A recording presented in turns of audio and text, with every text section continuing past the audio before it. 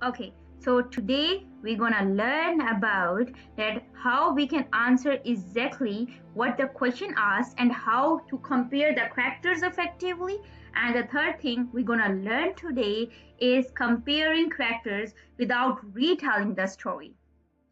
Let's start. So planning answer, how we can plan the answer of a question. Step number one is you have to read the question very carefully and calmly. So for this, you should read the question twice and underline the key words in the question. And after that, you have to identify the task. Like you have to analyze, compare, explain, as well as evaluate. Now, let me tell you that how we can break it down, like how we can break down the question and then the answer that we have to think about it, that how we're going to answer it. For that, you should know the summary should be short and focused. There shouldn't be like in that much detail that the examiner get fed up of your answer. So the summary should be short and focused. And the next one is if the question is asking about differences, so you should never ever talk about the similarities. And the next thing is two main characters. As I told you, today we're gonna learn about how to compare characters effectively. So here, two main characters like must include both equally. So you have to include both characters equally. It's not like you are talking about character number A in the whole answer and you are neglecting the other character. So it's main thing to remember, you must include both characters equally. And the last thing to do is write comparative sentences, note separate descriptions. This is the most important thing to remember. So now you're gonna get the clear view of it when I'm gonna solve this question. For example, in your exam, the question you get is write a summary of the differences between two characters' attitudes to responsibility. For example, if you write the answer like the one character is shy and the other character is very clever, this response will be the wrong response. So, in order to write the good response, you have to write it this way. First of all, you have to read the question twice. That's what I told you. That the first step you're gonna do. That write the summary of the differences between two characters' attitudes to responsibility. So I have read the questions twice, and the second step to do is you have to underline the keywords. So keywords in this question is like you have to write about differences and then two characters. There should be only two characters, and then they are talking about attitudes to responsibility. So these are the keywords you're going to notice in this question. Now, when you are dealing with the answer, that's how you're going to answer it. And then I will tell you that what I have mentioned in the answer. So in order to write a good answer, you have to talk about while character A accepts responsibility for his actions and shows remorse. Character B consistently avoids blame and attempts to justify his behavior. Character A's willingness to admit fault highlights his moral growth, whereas character B's defensive attitude suggests a lack of accountability, creating a clear contrast in how the two characters respond to responsibility. So, this is the last thing which is from my side, that this answer is creating a clear contrast in how the two characters respond to responsibility. Like first they are talking about character A, then character B, then character A, and then character B. These are the things which I have already told you that you have to talk about differences, not similarities, and the answer should be short plus focused. So I have focused on the answer to be short and the focus toward the key words. And after that, you have to write comparative sentences, not separate descriptions. It means you are writing the comparison. Like first you are talking about character A, and then comparatively you are talking about character B. Now the steps. Now I'm going to tell you that the steps I have focused on while I was writing the good response. The first step is you read the question twice and you have to focus on summary, differences, and then attitudes to responsibility. These were the key points to focus on. And step number two is what not to do.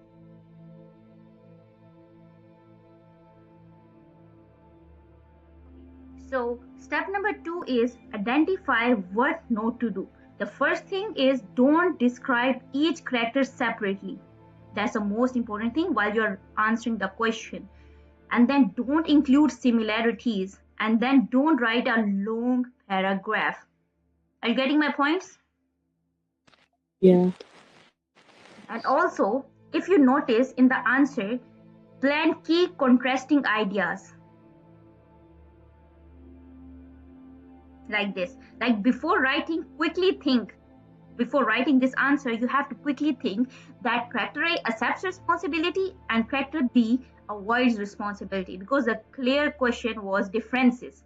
So that's how you have to think before you write. Like you have to think that now I'm taking two characters and two characters will be like this. Character A accepts the responsibility and character B avoids the responsibility.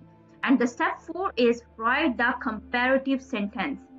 And to write the comparative sentences, you should use linking words like while, whereas, in contrast. That's how you're gonna write it. The way written here, whereas. So you have to write comparative sentences by these linking words. Next is this ensures comparison throughout, like whereas, while, in contrast is showing the comparison. And the last step is use evaluative vocabulary like what highlights, suggest, creates a contrast. These show thinking, not just that description. Okay, that's what I have told you, that how you can compare characters effectively, also comparing characters without retelling the story. Like you are not telling the whole story, you are just comparing the characters. And the answer is focused as well as short. Did you get my points or not?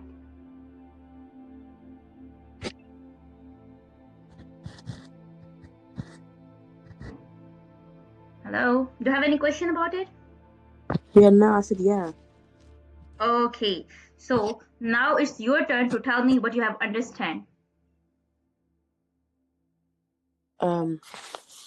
For writing in a summary, you should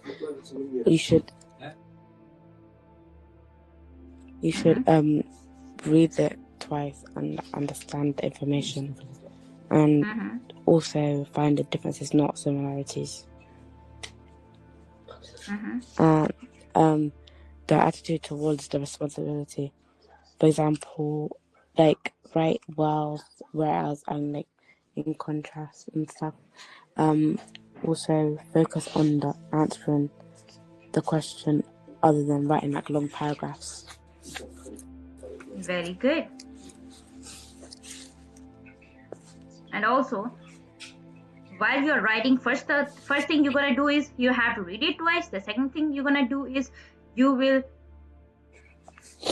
focus on the keywords. That's the second step. First step, read the twice. Second step, focus on the keywords. The third step is before writing, you have to think quickly that you are taking two characters and one character should accept the responsibility and the other should avoid the responsibility. And the last thing is you should use linking words like character A is doing this while character B did. Or you can use whereas or in contrast. And the last step, step number 5, is you have to use evaluative vocabulary like highlight, suggest, the way I have written here, like character B's defensive attitude suggests a lack of accountability. Such types you have to use. Now, I have one question for you, and you have to do this question, and you have to focus on the steps I have told you. This is the question for you. Write a summary of the differences between two characters' feelings about the future. That's what your question is. Give it a try. So this is the answer that you have told me and sent me that about of that question. Okay, so first of all you have to explain me that how you have wrote this answer and read the answer.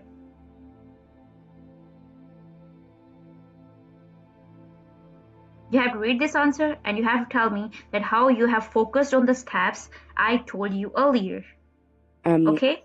Character 1 feels hopeless and confident about their future because they believe their hard work is going to lead to success.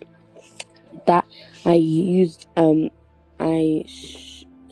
going to show the differences between character A and character B, character 1 and character 2, because character 1 feels like not hopeless. Character 1 feels more excited and feels that they think they're gonna get a future, whilst character 2 doesn't, and character 2 feels hopeless and doesn't know what to do in life. Okay.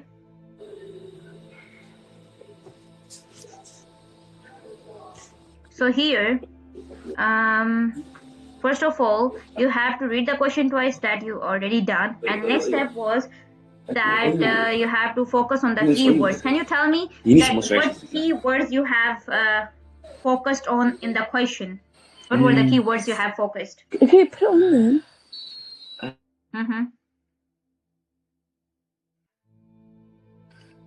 Should I read now? You have to tell me the keywords you have focused in the question. I focused on their feelings. And I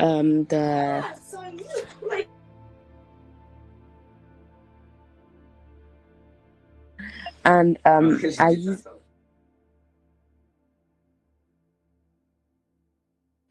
I talked about their feelings and how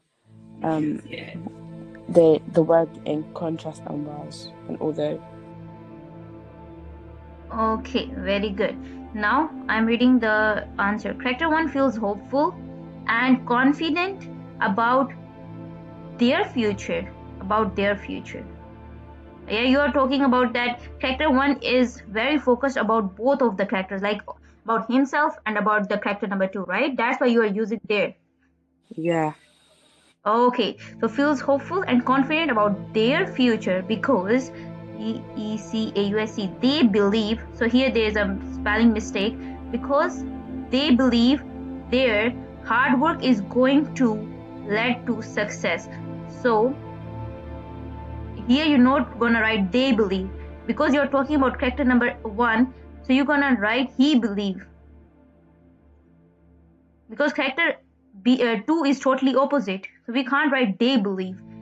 So he believe their hard work is going to lead to success. They focus on opportunities. Okay, there is a spelling mistake in the opportunities, and think that challenges help them grow. Very good. As a result, character 1 looks ahead with the excitement and motivation. Very good. In contrast, now you are talking about the second character. Character number 2 feels uncertain. So there is a spelling mistake in this word. Uncertain and anxious about what lies ahead. Although they want a better future, they worry about future and fear that things may not change. Whilst, even write while, not whiles. While character 1 has hopes up and character 2 doubts his control and feels less prepared. Okay, here you have made few mistakes in writing the sentences.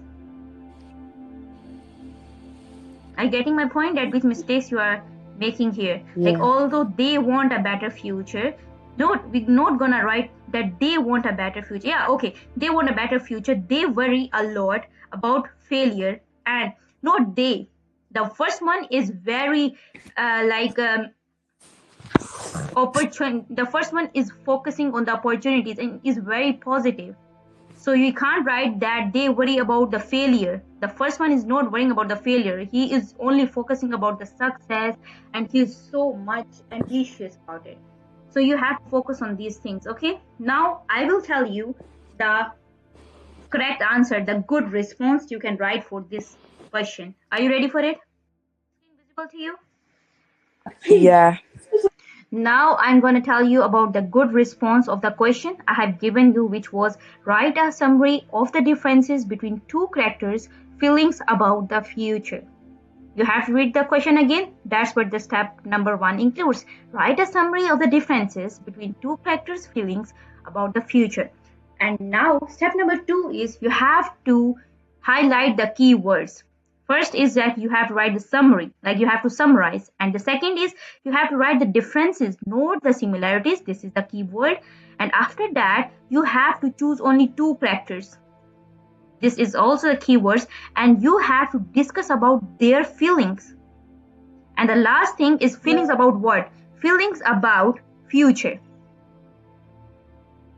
These are the keywords you have to focus on, 4 keywords. Now, after that, I have already told you, after focusing on the keywords, you have to think before writing.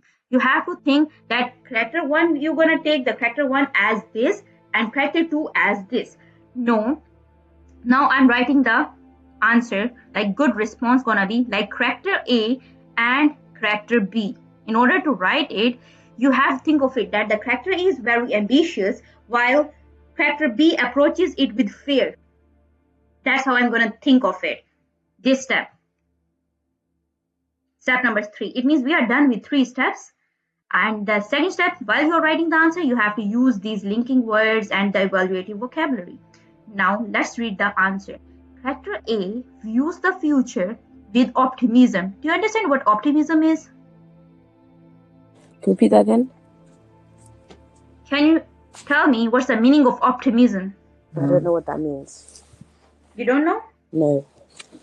Okay. So the meaning of optimism is that a belief that you can do it, like being positive. It means like hoping for the best and believing that good things will happen even in difficult situations. Did you get my point? Yeah. Yeah, that's what optimism means, like thinking positively about the future. Now, character A views the future with optimism and ambition, believing that change is possible. Like there are few people who think that no, change is not possible, I can't do it, I can never do it. So there are people who are not optimists, while character A views about the future with optimism and ambition. While now I've used the word linking word, the what I have told you, the steps I have told you earlier, that firstly you have to write the character A and now you're using the linking word. The next step you are doing linking word, which is while character B approaches it with uncertainty. Do you understand what uncertainty is?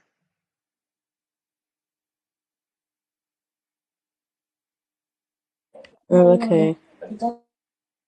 What's the meaning of uncertainty? Uncertainty? Yeah. Oh, is it like certain is like something that's gonna happen. So uncertain means it's not gonna happen.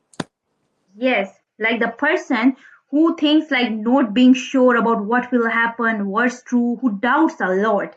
So that's what uncertainty is, like uncertain person. So character B approaches it with uncertainty and fear. This contrast reveals character A. Now, the third step, the fifth step, this contrast. So see, I'm following all the steps in my answer. This contrast. Now I'm telling you that the reason this contrast reveals character A is hopeful mindset in comparison to character B pessimism. Do you understand what pessimism is? Yeah. What is it? Wait, what? Pessimism? Yes. I remember, but like I forgot. It's the opposite of optimism. Oh, yeah. What will it be? Okay.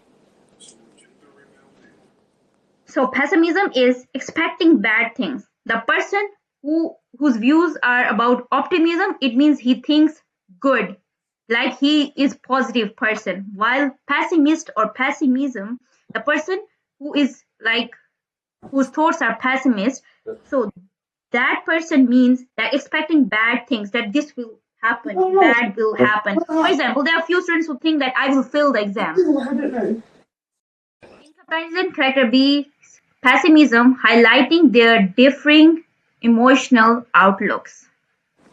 So this answer is very short and it's like summarizing the whole thing. That's how I have followed all the steps. Like I kept my answer not too long. That was the.